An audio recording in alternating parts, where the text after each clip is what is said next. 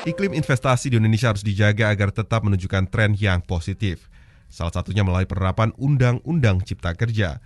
Suburnya investasi telah memiliki dampak positif untuk perekonomian nasional, karena hal ini mampu menyerap tenaga kerja yang akan berdampak pada meningkatnya daya beli masyarakat. Ekspansi perekonomian tahun 2020 hingga 2024 didorong, utamanya peningkatan investasi yang diharapkan dapat tumbuh 6,6% hingga 7,0% per tahun. Hal tersebut tertuang dalam Rencana Pembangunan Jangka Menengah Nasional 2020-2024. Deputi Bidang Koordinasi Pengembangan Wilayah dan Tata Ruang Kementerian Koordinator Bidang Perekonomian Wahyu Utomo menyatakan, peningkatan investasi tersebut didorong oleh peningkatan investasi pemerintah dan badan usaha milik negara yang diperuntukkan dalam pembangunan infrastruktur. Saat ini pemerintah sedang mengembangkan strategi dan rekomendasi skema alternatif pembiayaan infrastruktur untuk mengurangi beban ekuitas dan penyertaan modal negara melalui 5 instrumen pembiayaan.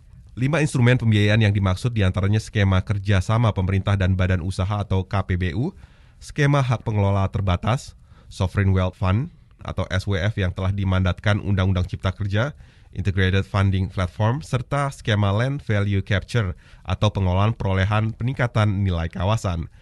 Wahyu menuturkan hingga tahun 2021, Kemenko Perekonomian telah bekerja sama dengan berbagai pihak untuk mengembangkan regulasi agar skema Land Value Capture yang diterapkan di Indonesia yang diikuti dengan kajian implementasi pada beberapa lokasi demo project.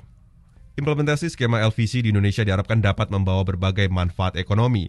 Di antaranya dapat meningkatkan pendapatan asli daerah atau PAD melalui pajak dan retribusi daerah, pengembangan kawasan perkotaan yang lebih tertata, mengendalikan pertumbuhan ekonomi kawasan, dan melakukan pemerataan ekonomi di kawasan perkotaan.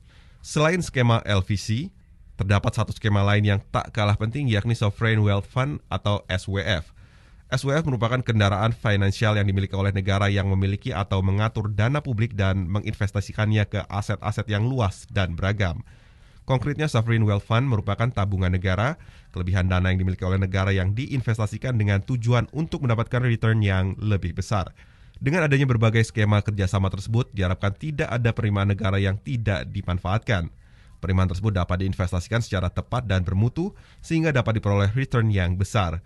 Hal ini tentu saja akan berdampak positif bagi ekonomi nasional dan iklim investasi di Indonesia.